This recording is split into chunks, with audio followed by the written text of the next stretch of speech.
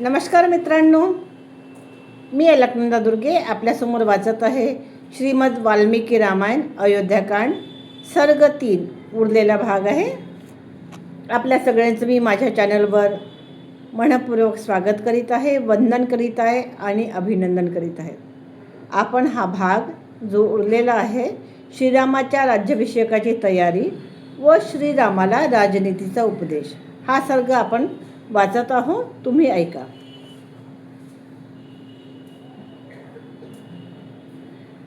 दशरथ राजाजवळ बसलेले पूर्व, पश्चिम, उत्तर, दक्षिण दिशेकडील राजे तसेच म्लेच्छ, आर्य, पर्वतावरील व वनातील लोक देवांनी इंद्राची सेवा करावी त्याप्रमाणे दशरथाची सेवा करीत होते. त्या सर्वांमध्ये महालात बसलेल्या राजर्षी दशरथ मरुद्गणामध्ये बसलेल्या देवराज इंद्राप्रमाणे शोभत होते. त्यांनी तिथूनच आपला पुत्र राम ह्यांना येताना पाहिले. राम गंधर्व राजाप्रमाणे कांतिमान होते. त्यांचा पराक्रम हा पृथ्वीवर प्रसिद्ध होता. त्यांचे बाहू लांब होते. ते अत्यंत बलवान होते.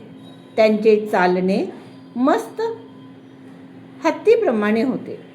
त्यांचा चेहरा चंद्रासारखा होता व ते दिसावयास फारच रूपवान होते.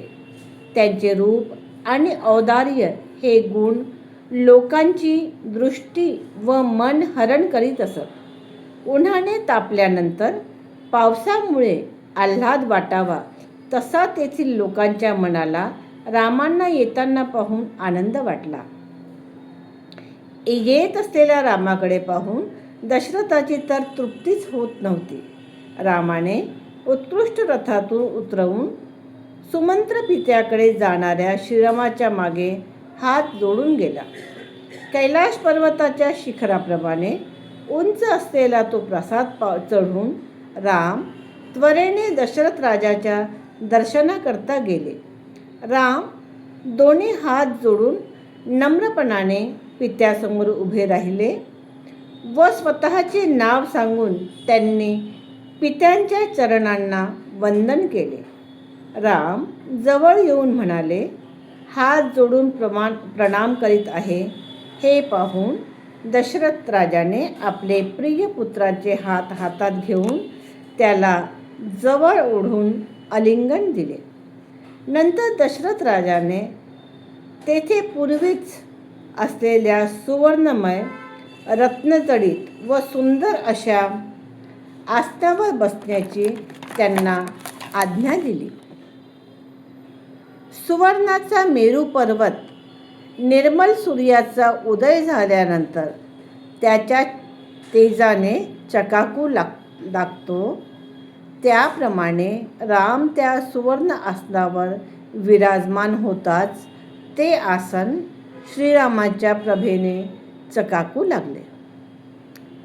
शरदातील रात्री निर्मल ग्रह आणि नक्षत्रांनी भरलेले आकाश चंद्रामुळे प्रकाशित व्हावे तशी ती सभा त्यांच्यामुळे प्रकाशित झाली. वस्त्र अलंकाराने विभूषित केलेले आपलेच प्रतिबिंब आरशात पाहून संतोष वाटावा तसा संतोष दशरथ राजांना आपल्या प्रिय पुत्राला रामाकडे पाहून झाला. कश्यपाने देवराज इंद्राला बोलवावे त्याप्रमाणे पुत्रवान पुरुषांमध्ये श्रेष्ठ असलेले दशरथ राजाने सिंहासनावर बसलेल्या आपल्या पुत्राला संबोधित करून म्हणाले, वत्सा, तुझा जन्म माझ्या ज्येष्ठ महाराणीपासून झाला असून तू सर्वस्वी तिला अनुरूपच आहे. रामा, तू गुणांनी माझ्यापेक्षा श्रेष्ठ आहे, म्हणून तू माझा आवडता पुत्र आहेस. तू आपल्या गुणांनी प्रजेला प्रसन्न केले आहेस, म्हणून तू उद्या पुष्य नक्षत्रावर युवराज पद ग्रहण कर. वत्सा, तू स्वभावातच गुणवान आहेस आणि सर्वांचा निर्णयही तसाच आहे.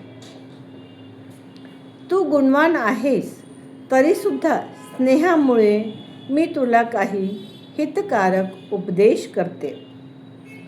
तू आणखी नम्र होऊन इंद्रियावर नेहमी ताबा ठेव. काम आणि क्रोधांपासून उत्पन्न होणाऱ्या दुर्व्यसनाचा त्याग कर. गुप्तचराकडून माहिती काढून व सत्य परिस्थितीत प्रत्यक्ष पाहून तू योग्य त्यांना न्याय दे. अमात्य आदी अधिकारी व सर्व प्रजेला तू प्रसन्न ठेव. जो राजा भांडार आणि शस्त्रागार ह्यात पुष्कळ संचय करतो आणि मंत्री, सेनापती व प्रजा ह्यांना प्रिय मानून पृथ्वीचे पालन करतो, त्यांचे अमृत पिऊन प्रसन्न झालेल्या देवांप्रमाणे ते आनंदी होतात. म्हणून वत्सा, स्वतःचे मन ताब्यात ठेवून तू असे उत्तम आचरण कर. दशरथाचे ते बोलणे ऐकून श्रीरामाचे प्रिय करण्याच्या मित्रांनी धावत जाऊन ती हकीकत कौसल्याला सांगितली. तेव्हा स्त्रियांमध्ये श्रेष्ठ असलेल्या कौसल्याने ती प्रिय वार्ता सांगणाऱ्या व्यक्तीला सुवर्ण गायी व निरनिराळ्या प्रकारची रत्ने देण्याची आज्ञा दिली. राजाला प्रणाम करून श्रीराम रथात बसले आणि प्रजेकडून सन्मानित होत होत आपल्या शोभिवंत महालात गेले. दशरथ राजाचे भाषण ऐकून नगरातील सर्व लोकांनी आपली इच्छा आता लवकरच पूर्ण होणार असे वाटले. तरीसुद्धा आपापल्या घरी गेल्यावर अत्यंत हर्षभरित होऊन त्यांनी आपली इच्छा पूर्ण करण्याकरता देवाची आराधना केली. हा सर्ग 3 अयोध्याकांडचा इथे संपत आहे.